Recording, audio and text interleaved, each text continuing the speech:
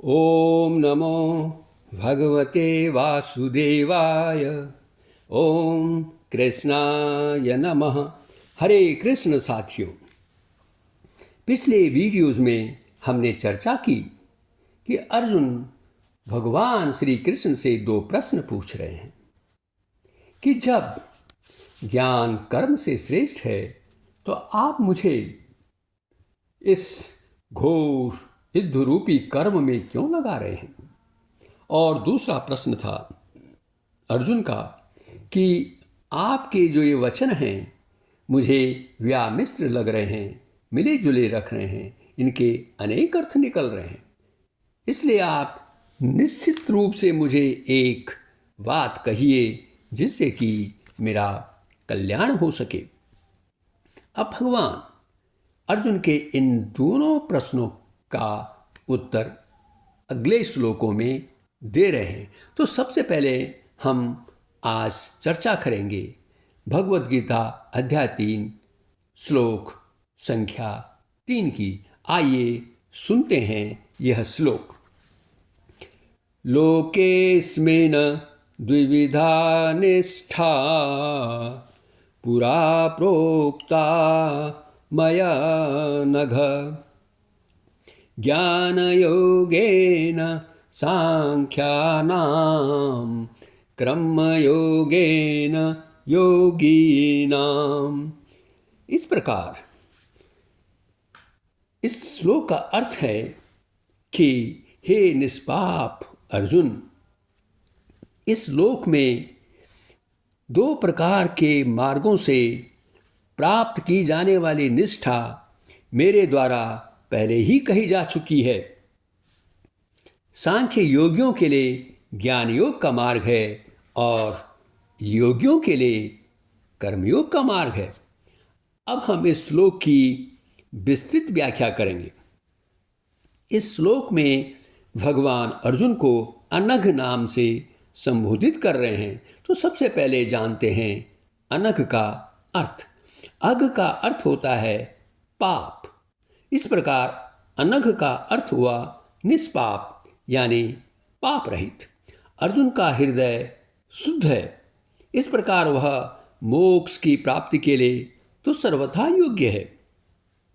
इस संबंध में भगवान कह रहे हैं कि मोक्ष प्राप्ति के लिए मैंने इस सृष्टि के प्रारंभ में ही, इस सृष्टि के सृजन के समय में ही दो प्रकार की निष्ठा बता दी थी और अब यहाँ मैंने ये दोनों निष्ठाएं तुम्हें अध्याय 2 में बताई हैं। अब निष्ठा से क्या तात्पर्य है? निष्ठा वह मार्ग है जिस पर चलने से अंत में मोक्ष की प्राप्ति हो जाती है। यह साधना की या इस साधन की परिपक्व अवस्था होती है जहाँ साधना पूरी तरह से सिद्ध हो जाती है। और ये दो प्रकार की जो निष्ठाएं हैं इन्हें हम जानते हैं योग की निष्ठा, ज्ञान योग की निष्ठा जो कि सांख्य योगियों के लिए है, और दूसरी जो निष्ठा है वह है कर्मयोग की निष्ठा जो कर्मयोगियों के लिए है।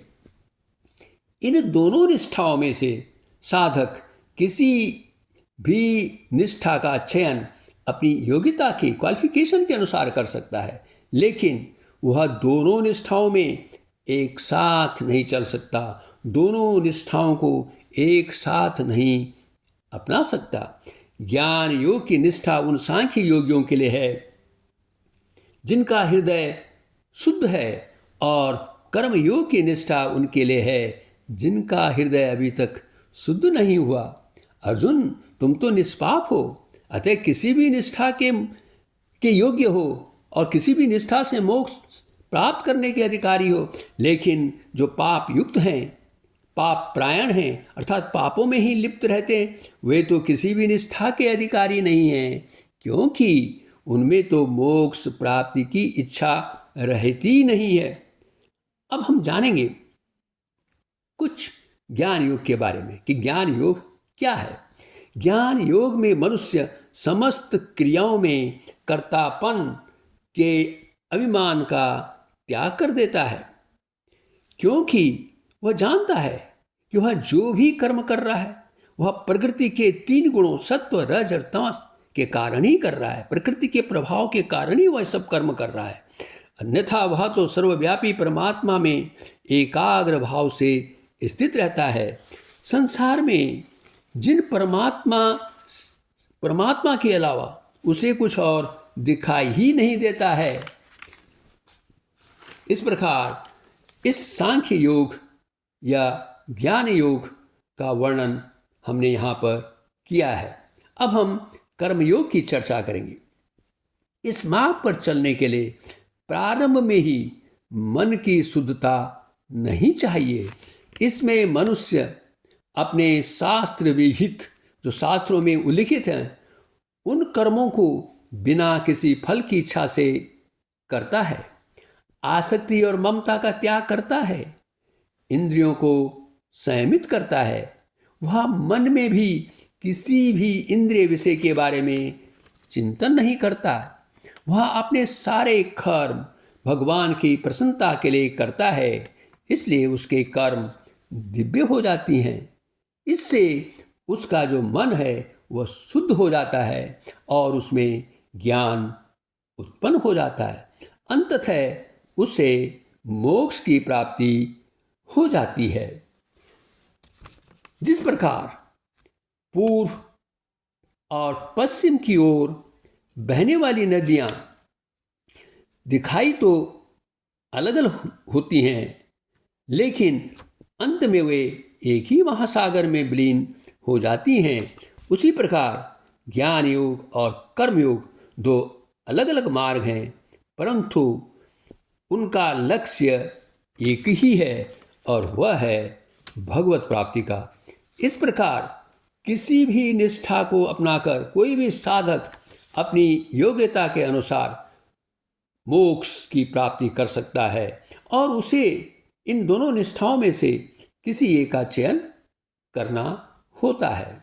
साथियों, कर्म योग हो चाहे ज्ञान योग, कर्म तो हमें दोनों ही निष्ठाओं में करना है। यही इस श्लोक का निष्कर्ष है, कंक्लूजन है। इन्हीं शब्दों के साथ वीडियो देखने के लिए आपका बहुत बहुत धन्यवाद। कृपया इस वीडियो को लाइक करें, शेयर करें और चैनल को भी सब्सक्राइब करें।